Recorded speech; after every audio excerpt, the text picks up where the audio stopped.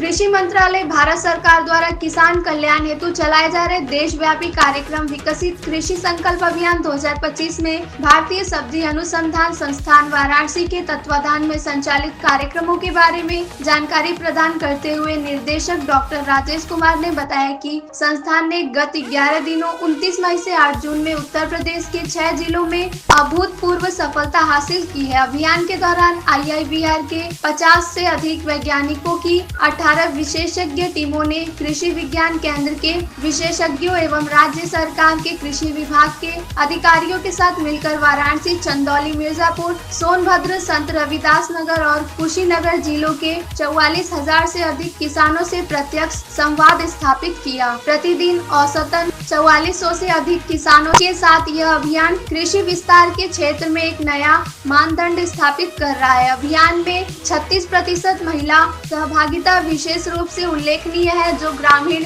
महिलाओं के कृषि क्षेत्र में बढ़ते योगदान को दर्शाती है। वाराणसी से धनेश्वर सहानी की रिपोर्ट।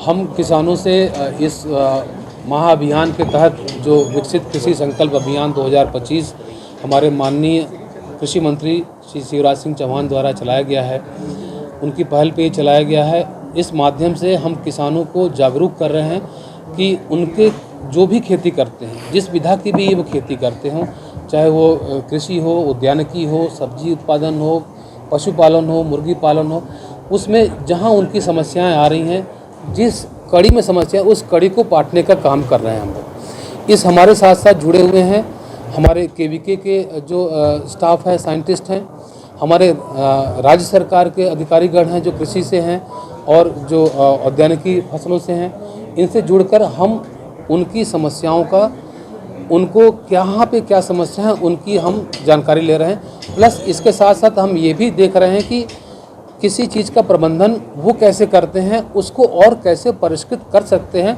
ताकि वो और साइंटिफिक हो और वैज्ञानिक तरीके से वो कर सकते हैं, वो हम इस पर ध्यान दे रहे हैं। किसानों के बीच जा रहे हैं, किस तरह से आप गाइड कर रहे हैं? किसानों के बीच जा रहे हैं और किस तरह का किसानों के बीच जा रहे हैं तो सबसे बड़ी समस्या उनकी आ रही है वन्य जीव जो उनका फसल का नुकसान करते हैं। और हमारे सब जगह पूरे जो हमारे 18 टीम जाती है, उनका सबसे पहला ये आता है कि हमारी जो नीलगाय हैं वो फसलें नुकसान करती हैं। हम लोगों ने जो बिजली का जो तार है जो हल्का झटका देता है उसके बारे में बताया, लेकिन कहते हैं कि वो भी तोड़ देते हैं वो। और जो छोटा पशु हैं उससे भी नुकसान होता है उनका। पानी कहीं ज़्यादा हो जा रहा है, कहीं कम हो जा रहा है, ये भी उनकी समस्याएं हैं। कीट प्रबंधन ये समस्या है। जैव जो एजेंट्स हैं, ट्राइकोडर्मा में कभी कुछ ट्राइकोडर्मा का जो जीवित होता है, कभी नहीं होता है, ये सब समस्याएं उनकी आ रही हैं, जिसको कि हम लोग अपने रिपोर्ट में रेगुलर जिक्र कर रहे हैं, आगे बढ़ा रहे हैं और फाइनली इसका हम एनालिसिस करके फिर इसका एक फाइनल रिपोर्ट बनाएंगे जो कि आगे इस पर कार्रवाई सरकार द्वारा की जाएगी। खेती को लेकर आप लोग देखते हैं, जोड़ते हैं? जैविक खेती, देखिए हमारी जो मिट्टी है वो बहुत ही उर्वरा कम हो गई है, हम जितना डालते हैं उतना निकाल लेते हैं। तो कार्बनिक खेती, जैविक खेती, प्राकृतिक खेती, इस पे बढ़ाने का हम उनके साथ प्रयास में लगे हुए हैं। उनको इसके बारे में हम जागरूकता अभियान चला रहे हैं कि वो गौ पशु से आधारित जो गौमूत्र है, गोबर है, उसकी खाद बनाएं, बीजामृत बनाएं, जीवामृत बनाएं। और ये बड़ा आसान तरीका है, उनको बड़े आसानी से बताया जा रहा है, वो समझ भी रहे हैं इसको, जिससे कि उनका फसल का प्रबंधन कर सकते हैं और फसल से ज़्यादा मुनाफा ले सकते हैं।